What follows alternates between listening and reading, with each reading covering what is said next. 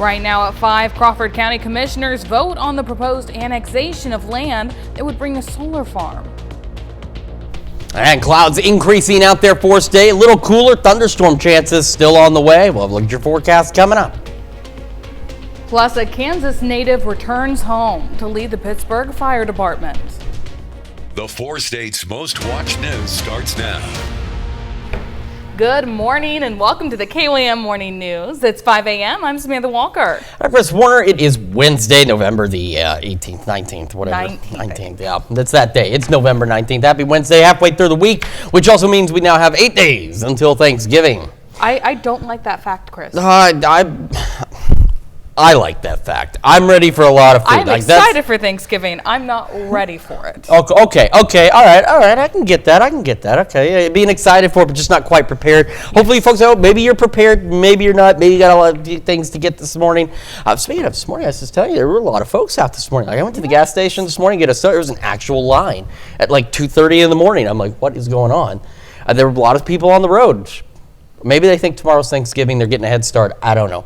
Yes. But yeah, no, hopefully you're ready. I know it hasn't really felt seasonable. By Thanksgiving next week, it may feel more seasonable. We'll talk about that in just a moment. But first, we still have this Wednesday to get through. And we'll start with our live look downtown Pittsburgh, where, by the way, as you can see, if you're out this early, if you're listening to us through your app and it's on the Bluetooth on your car, just be aware that the Pittsburgh City crews here are doing a fabulous job putting up these lights. It's always fun to watch them put them up, and then they'll take them back down, of course, and we'll get to see that too. But they're doing a great job. They look really nice this morning. Getting ready for that holiday. Our camera, 7th and Range Line. There's nobody putting up Christmas lights here, but that's okay. It still looks pretty good. And the MoDOT camera, 32nd and Range Line. We are dry, we are cloudy, and in some cases, we're downright cold this morning. We also have some patchy fog again, not quite as dense as yesterday, at least not at this time. But Iola, Yates Center, Chanute, and then down toward Grove, Grand Lake area, stretching over to Anderson, and even the Beta Stockton, some slightly reduced visibilities out there. So again, low beams, not your high beams, fog lights if you've got them. Cold, by the way. That's what I was talking about. Some of us got a little colder than what we were thinking. We're back into the upper 30s. Yates Center and Chanute got 40 in the Otishay. You head further south and east, a little warmer. The warm spot right now is Cassville, sitting at 48, but definitely chillier than where we were the last few nights. Future track for today, mostly cloudy skies. In some cases, just straight up cloudy skies. Now, Future track thinks that this evening we could get an isolated sprinkle or two, but the real main storm chances won't start rolling in again until after about 10, 11 o'clock tonight. We're going to go mid-40s as kids head out the door this morning, so again, grab that jacket. Mid-60s lunch and recess, upper 60s as they head home. That's where our highs are headed today. We're going to go low 50s by 9, mid-60s by noon, upper 60s for those highs, mostly cloudy skies, and an east breeze at about 5 to 10 miles an hour. Other storm chances, as I mentioned, though, start increasing late tonight, continue into Thursday. Take a look at that and break down the timing on these storms for you here in just a few more minutes. Samantha? Chris, thanks. After weeks of discussion, Crawford County Commissioners have denied an annexation request from the city of Mulberry, which would have cleared the way for a solar farm. Blake Gully has the reaction from the community. I'm standing outside the Crawford County Commissioner's office where a packed room gathered as the board voted not to approve a plan to annex land that would be used for a proposed solar project. And the community's reaction to that decision is split. There were several factors that I felt would play into this. One was with the city of Frontenac. One of the questions, I believe, would it hinder any future expansion of any local cities? Whether or not the city of Frontenac unanimously voted yes. So that was taken into consideration, the fact of the services that would be provided in that area. While commissioners outlined the factors behind their decision, city leaders in Mulberry say the annexation could have brought in much needed revenue and helped support future projects. It wasn't much, but it might have been enough for us to come up with 25% matching grant for our infrastructure. Mulberry need this very bad, but they denied us. That Mulberry doesn't have much voice in the county. I think that was apparent today. One of the farmers connected to the proposed solar project also expressed his disappointment in today's vote, saying the decision stalls plans he hoped would support the community at large. Reporting in Girard, Blake Gully, KOAM News.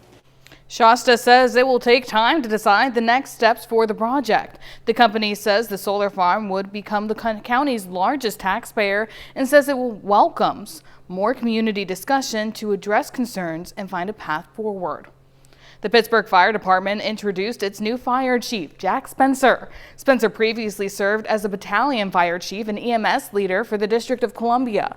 A Kansas native, he grew up in Valley Center, just outside of Wichita. Spencer says he's excited to bring his extensive experience to support and help advance the Pittsburgh Fire Department and the community. Being able to work with people from different agencies, different jurisdictions, with different interests is one of those things where it has shaped me over the years to be able to work with anybody, to be able to sit down to understand where they've coming from, what their needs are, and how I can best help them. And so that's one of those things where I'm really looking forward to coming here to being able to do that as well. Spencer takes over as chief on January 5th. A section of the Mark Twain National Forest near Cassville remains off limits to the public after a wildfire burned more than 1,200 acres Monday. Forest Service firefighters say they managed to fully contain the fire after working late into the night. The fire had grown from 50 acres to more than 1,200 acres, often burning through steep terrain and underbrush. Firefighters continue to monitor hot ash pits that could possibly rekindle. To be the first to see breaking news, weather, and sports, download the KOAM News app. It's available free of charge in the Apple App Store and the Google Play Store. Just search for the KOAM News app. During next summer's World Cup, 104 games will be played in Canada, Mexico, and the United States. As fans lucky enough to snag tickets make their travel plans, the Trump administration is helping them skip the traditional visa queue. The White House created the FIFA prioritized appointment scheduling system, otherwise known as FIFA Pass, to streamline visa interviews for ticket holders. Officials emphasize having a ticket does not guarantee a visa and recommend applying early. The 2026 World Cup doesn't kick off until next June, but preparations are already in place for the 6 matches set to be played at Arrowhead Stadium in Kansas City. KOAM's Kenny Foreman tells us how the World Cup's impact will be felt far beyond the city. What could possibly draw as big of an Arrowhead crowd as another AFC Championship game? Try the largest global stage in sports. The execution within the building will be pretty straightforward. It'll be the transportation and the security that will look different and feel different. And that will all be determined over the next several months as we start to stress test all of the ideas, all of the information that we have available to us and start implementation of that. With Kansas City set to be the only Midwest city to host matches, the expectation is that there will be an influx of visitors in nearby areas such as Joplin, where they can experience unique aspects of American culture, such as the historic Route 66. Route 66 is pure Americana. The Europeans and the folks from Australia and New Zealand love it because it is untamed Americana. They can see things that have been here for years, for 100 years. They can meet people, they can eat cuisine. It's just a style of life that they don't have in their countries. The hope is that various watch parties and special events throughout Missouri can capitalize on what's now seen as a growing sport in the States. It's really a unique opportunity to drive people into a once-in-a-generation sporting event. That has exploded from a youth standpoint. There's been an explosion of interest in soccer. And for anyone visiting Joplin, maybe it won't be their only time. But it's always our effort to get somebody to visit Joplin, visit it again, and then visit more frequently. So the more that we open our doors to international visitors, even domestic visitors from even as far away as New York, they will come back again. In Joplin, Kenny Foreman, KOAM News. That's a look at this morning's top stories and weather. Coming up on the KOAM Morning News. Coming up, the House passes a bill to force the Justice Department to release all Epstein files in a near unanimous vote. Plus, the stars of Wicked for Good make magic at the New York City premiere, just blocks from the Broadway Theater. And cloudy and cooler conditions in the 4 states with potential rain chances approaching. Chris has a look at the forecast. You're watching the KOAM Morning News. We'll be right back. Topping Nation Watch, the House moved forward with a bill yesterday that would require the Attorney General to make public all unclassified and investigative materials related to the case of convicted sex offender Jeffrey Epstein. The Senate then unanimously voted to quickly forward the bill to the president's desk for signature. Erica Brown has the latest. The House passed a bill Tuesday to force the Justice Department to release all of its files related to convicted sex offender Jeffrey Epstein. On this vote, the yeas are 427, the nays are 1. The bill passed in a near unanimous vote, with only one no vote coming from Congressman Clay Higgins, a Louisiana Republican. The vote came after months of political pressure from a bipartisan group of lawmakers. Look, what do the American people want to know? They want to know who else visited Epstein's Island, who raped young girls, who abused young girls, who are the other people who were involved. Some of those names have been shared with Thomas Massey and me by survivors and survivors' lawyers. But what we need is for those files to come out. We have a terrible habit, both parties, of talking real tough, and then a couple of weeks later we move on to another shiny object. I hope they hang them. I literally hang them with a rope in a tree. Survivors of Epstein's crimes spoke out from the steps of Capitol Hill ahead of the vote. By passing this act, Congress has the chance to prove that truth matters more than privilege. Hours after the House passed the bill, over in the Senate, Minority Leader Chuck Schumer secured unanimous consent to pass the measure as soon as it arrives in the chamber. Is there an objection? Without objection, so ordered. The Senate has now passed the Epstein bill as soon as it comes over from the House. From the Senate, the bill then heads to President Trump for his signature. Erica Brown, CBS News, Capitol Hill. Monday, President Trump told reporters he will sign the bill if it reaches his desk. That is expected to happen as soon as today. Well, coming up, a Lancet letter warns ultra-processed foods are reshaping diets worldwide and replacing fresh foods. Plus, cloudy and cooler conditions with potential rain chances approaching. Chris has a look at the forecast.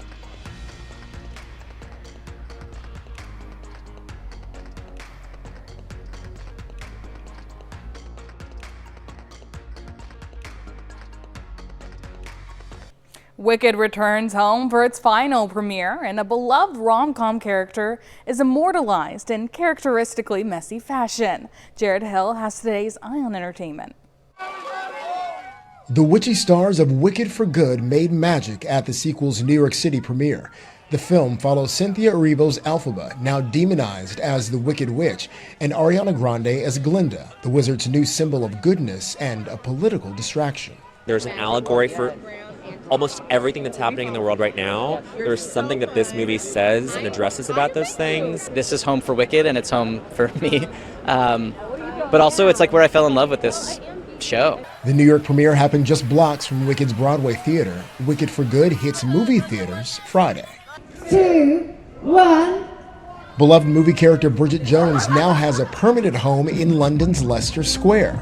The messy statue unveiling fitting for the rom-com character known for her relatably messy life. Oscar winner Renee Zellweger, who first took on the title role in Bridget Jones's Diary back in 2001, told reporters she thinks the character's vulnerability has made Bridget resonate with audiences. The most fun is the people that I meet around the world who come over and say, you know, I'm Bridget. You know, men and women. No, you don't understand.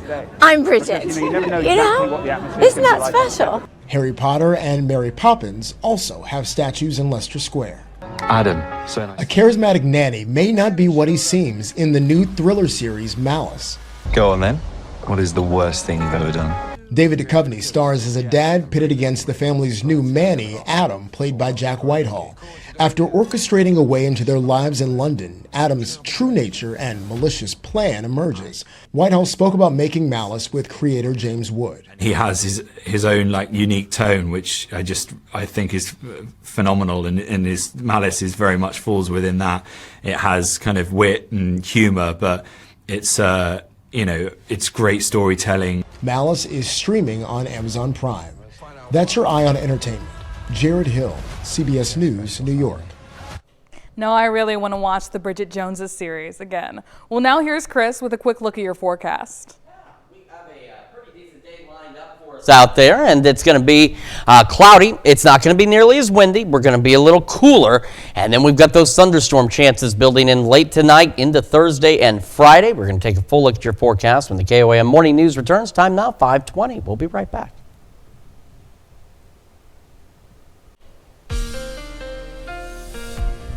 Welcome back to the KOAM Morning News, 522 now. On this Wednesday morning, we're starting with the fog tracker where we do have some patchy fog out there again around the Grand Lake area, stretching into western McDonald County. So Grove, Anderson, Iola, Yates Center, Chanute, all with reduced visibilities. Nevada, Stockton, slightly reduced visibilities. So again, remember, low beams, not your high beams. Fog lights if you've got them. And of course, slow down. Give yourself time to get where you're going this morning. Now, remember we talked about yesterday? Could see that level 1 out of 5 risk show up. And guess what showed up? The level 1 out of 5 risk. So what we've got, our tornado risk, no areas highlighted, so that's very low, and same with wind, but we have a concern for the possibility of hail. Now this is where it gets a little more challenging, is the fact that this is what they call, again, the day 1 outlook. It's for today. But as I'm going to show you in the future track, technically today it's not really going to storm. It'll be late tonight into early tomorrow morning, but the other part of the day 1 outlook is it carries us through about 6, 7 o'clock tomorrow morning. So this is going to be for thunderstorm chances late tonight into early tomorrow morning. So you'll see this. You might see it on social media. You're going to see it as day 1. Well, today's day 1. Well, it's going to storm this afternoon. No, it's not. This is for very early tomorrow morning where we could get a strong storm or two with some small hail. We mentioned that yesterday. It wasn't a big surprise to see it added. Now, here's the other catch to that. Day 2 is the rest of tomorrow from 7 a.m. until later in the afternoon and evening. There's no risk areas highlighted for later in the day on Thursday at this time. So that risk that we just showed you is going to be for those storms when they get here really about 10, 11 o'clock tonight through about 7 a.m. tomorrow. Between here and there, though, there's really not much out there. Again, Future Track thinks a sprinkle or two could be possible. We could get a little drizzle here and there, but that's not going to add up to much initially this evening.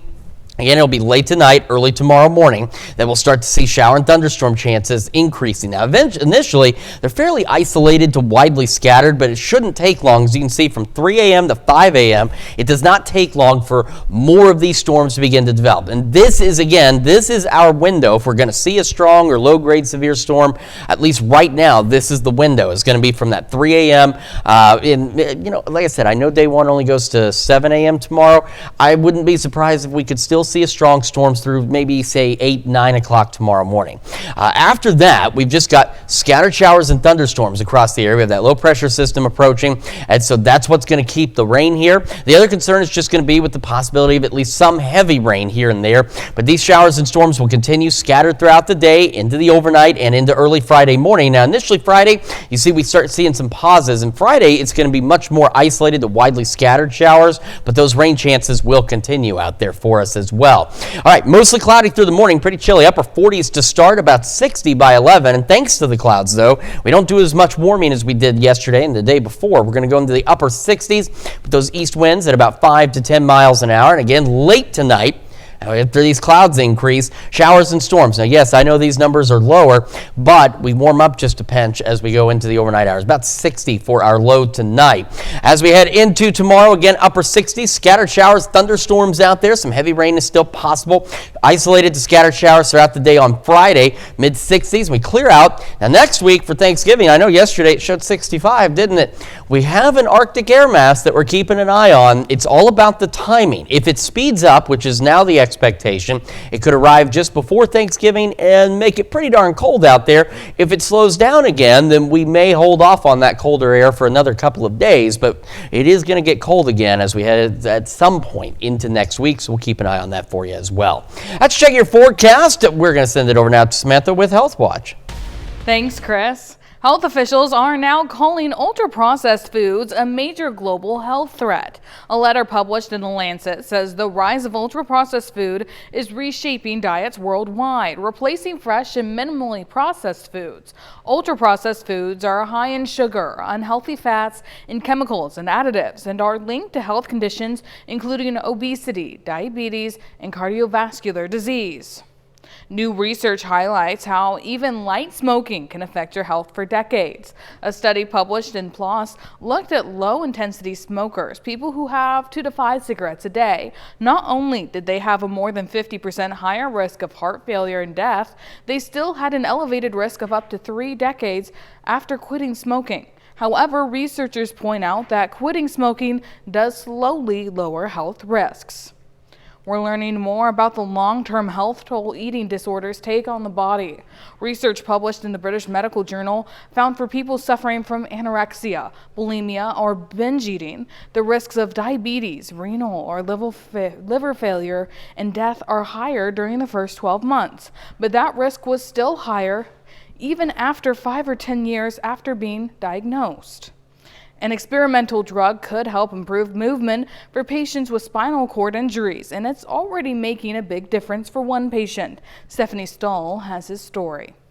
Larry Williams is walking, something he thought wouldn't be possible after breaking his neck in a cycling accident 3 years ago. Panic, despair, depression, anxiety. Couldn't do anything. I had no strength to even roll over in bed. The doctors didn't know, and I didn't know what my recovery process would be. Wanting his life back, Larry decided to join a clinical trial in Chicago over the summer to test an experimental drug. It was 1 injection every day for 3 months. That experimental drug made by NerveGen is an injectable peptide that's supposed to help repair nerve connections disrupted by a spinal cord injury. We tested 20 patients with chronic, incomplete cervical spinal cord injury. Monica Perez with the Shirley Ryan Ability Lab at Northwestern University is the lead investigator. She says early results are positive, and she's hoping for more approvals from the FDA. So we're super excited. Larry, who's also able to work out now, says he quickly felt a difference after the injections. The walking became easier. I felt stronger. I got more confident. And I just kept pushing. He says there were some setbacks, but he's hoping to get another round of treatments if it's cleared by the FDA. I feel excited and hopeful, and I hope that more people hear about this. He's even able to drive again, heading to what he hopes will be a complete recovery eventually. Stephanie Stahl, CBS News, Philadelphia. The clinical trial is still underway, so there is no indication of when a therapy might be reviewed or approved by the FDA. That's a look at some of today's top health stories. We'll be right back. Right now at 5:30, Joplin city leaders move forward on an ordinance cracking down on squatting. And we've got cloudy skies building in today, a little cooler, and then of course those rain chances tonight. A look at your forecast coming up. Plus, McDonald County students are reading between the goal lines how the district's first literacy night is combining books and athletics. The 4 states' most watched news starts now. Good morning and welcome to the KOAM Morning News. It's 5:32. I'm Samantha Walker. And I'm Chris Warner. It is now Wednesday, November the 19th. Happy Wednesday, halfway through this week. And it also means for some of you, halfway through your last full work week, at least until next week. Because, you're going to, I'm sure folks have some parts of next week off. Not everybody does. Believe me, I get that we don't. We'll be here for you as well. But for those of you who have got a little bit of a longer weekend next week, hope you're ready. Maybe you're the lucky ones. You're going to the family who's making the food, and all you've got to do is bring that little side dish. You just go to the store, buy a pumpkin pie or something. Don't have to put too much into it. Those of you who are making the dinners, hopefully you're ready. We're getting ready at home. We're going to my wife's grandmother's place, and everybody's bringing something. I don't cook, so that's good. I don't want to, I don't want Thanksgiving to result in some kind of serious health condition there. But if you're ready, hopefully you are. We've got, 8 days now until Thanksgiving, which also means that Christmas is going to be right around the corner as well. However, it hasn't felt very Christmassy or Thanksgiving-like out there. It's been pretty warm. Today, a little cooler, but still above average for the region. Let's start with our live look from downtown Pittsburgh, where the city workers were out there at the start of the show hanging up all those very nice Christmas lights, and they looked very beautiful, kind of getting us into that holiday spirit, even though the weather itself has not quite got us into that holiday spirit just yet. Our camera 7th in range line looking good as well, as is the MoDOT camera at 32nd in range line in Joplin. Roads are drier than what they were this time yesterday morning. Some patchy fog still out there, not as dense, at least at this point, as what we saw yesterday, but we've got some around the Grand Lake area, so Grove stretching into parts of McDonald County, so Anderson down there. Nevada, Stockton, slightly reduced visibilities. Iola, Yates Center, and Chanute also with some reduced visibilities as well this morning. So remember, low beams, not your high beams. Fog lights if you've got them. And also, just watch out for the potential for rapidly changing visibilities. Temperatures got a little colder for some of us than what we were initially expecting. Many of us are about where we were looking at, into the 40s, but you head further northwest. Look at this. Yates Center, Chanute, Iola, all at 39, and we've got some low 40s. Neodesha, Parsons, both at 41, as well as Fort Scott. So a bit on the cool side for some of you this morning. It looks like right now Neosho is the warm spot, just in a quick scan. Yeah, it's sitting at 48. So we did get a little chillier last night, but we still aren't quite where we're supposed to be for this time of year. All right, cloudy skies. That's really about the theme for today. We'll have mostly cloudy skies, and eventually later this evening just go straight up cloudy. Future Track thinks a sprinkle or two is possible, but I think for the most part we're dry, or the majority of this day. It'll be very late tonight into tomorrow that we'll see those thunderstorm chances increasing. Kids out the door about the mid-40s as they head to the bus stop and to school. 64 for lunch and recess. Upper 60s as they head home. That's about as warm as we're going to get. We're going to go low 50s by 9, mid-60s by noon, upper 60s, maybe some low 70s here and there for those highs, with those mostly cloudy skies across the region. East breeze at 5 to 10. All right, so the thunderstorm chances begin to increase, building late tonight into tomorrow. We're going to break down details on those storms for you here in just a few more minutes. Samantha? Chris, thanks. Authorities have released autopsy results for a shooting victim in Newton County. Investigators confirm a bullet was found and removed from the body of 51-year-old Ernest Darby. The bullet will now be sent to the Missouri State Highway Patrol Crime Lab for further testing. According to the autopsy results, a lack of powder burns or stippling located around the gunshot wound would indicate the round was fired from some distance from the victim. The body of Darby was discovered on Saturday in rural Newton County after authorities received a call concerning a shooting. It's a touchdown for reading last night as McDonald County High School's football field transforms into a classroom for the district's first ever Literacy Under the Lights event. Elementary students in grades K through 5 took to the turf alongside high school athletes, cheerleaders, and dance team members for reading games and team challenges. The student athletes, dressed in their uniforms, led literacy stations designed to make learning active and engaging. Joplin City Council takes action to address a growing safety concern. Vacant structure fires have accounted for nearly half of all blazes in the city this year.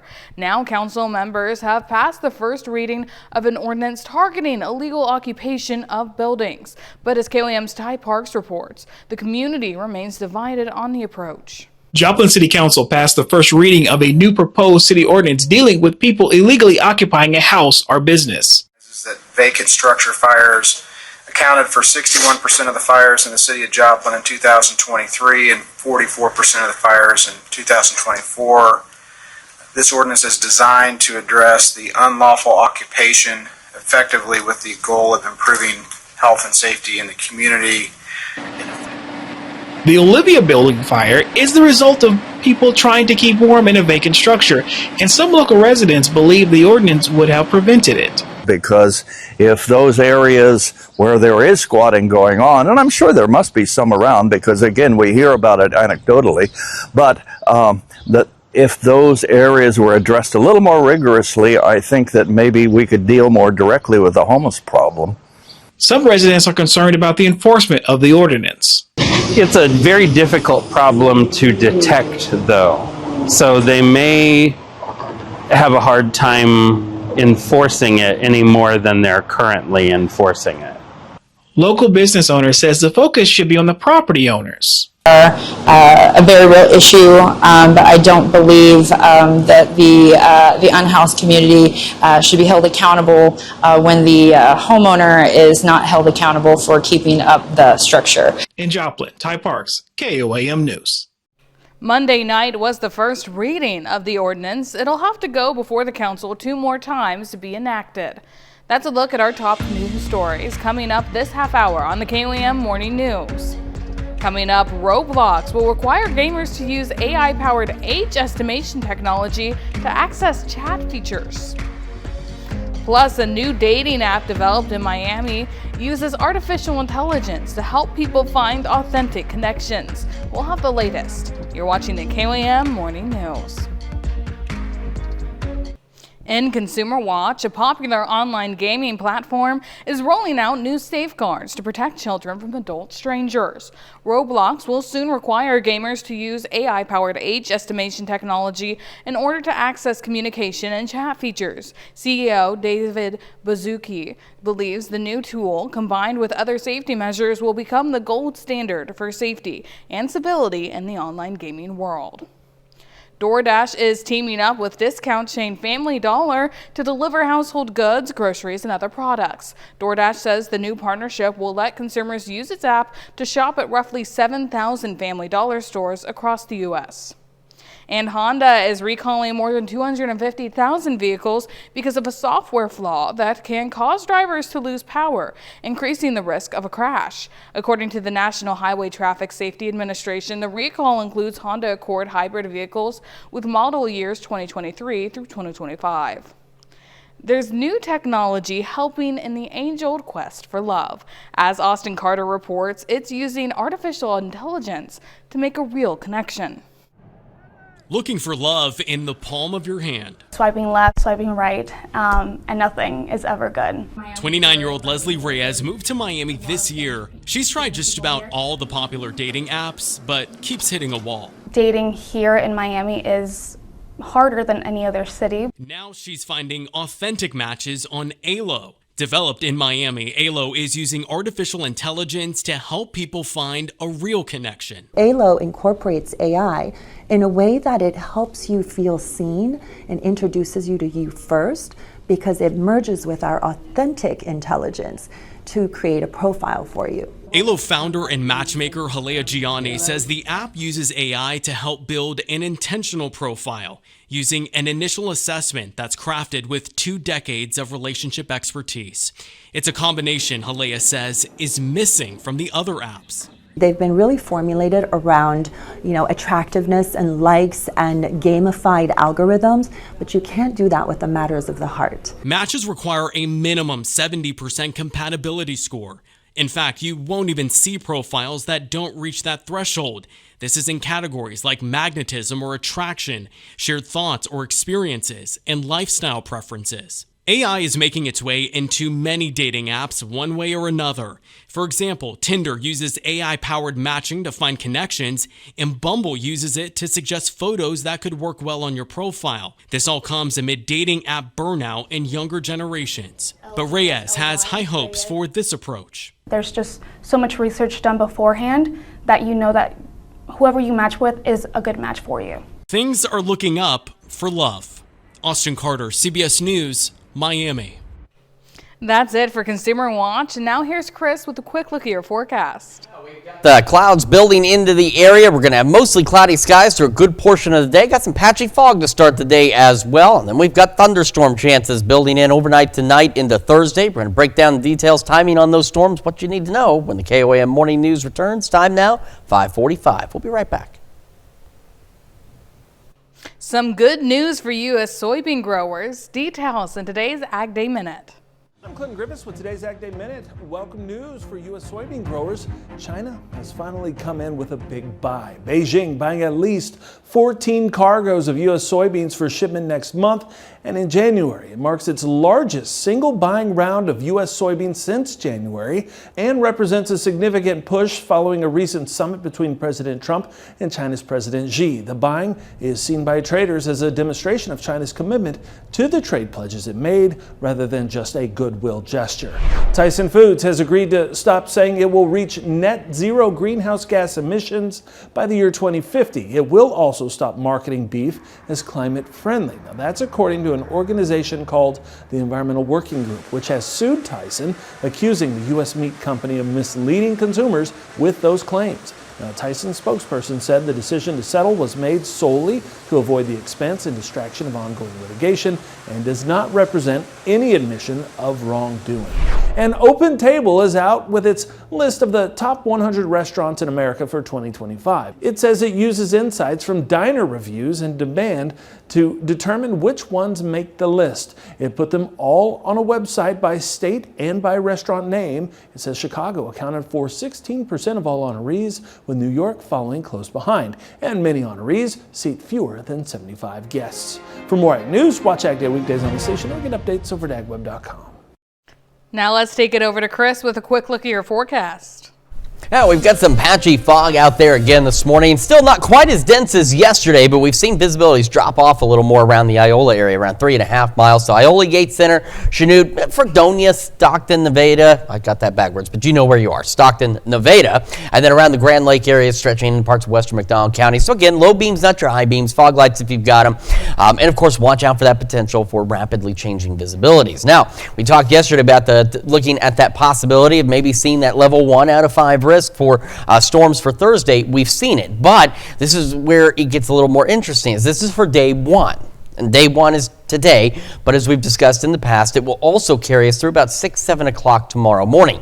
So if you see any posts where people put out this severe weather outlook, it's going to make it look like it's today. It's not. We're not expecting any thunderstorm activity until very late tonight, early tomorrow morning, and that's what this is for. So no tornado risk areas highlighted, no wind risk areas highlighted. So those are very low. They're not zero, but they're very low. And we have just that 1 out of 5 risk on maybe the potential for some hail for some of us as we go overnight tonight into early tomorrow morning. So again, today, even though that's day 1, it won't really take effect for us until late tonight. Now, at this time, as of right now, we do not have any severe risk areas or even those low risk areas highlighted for tomorrow.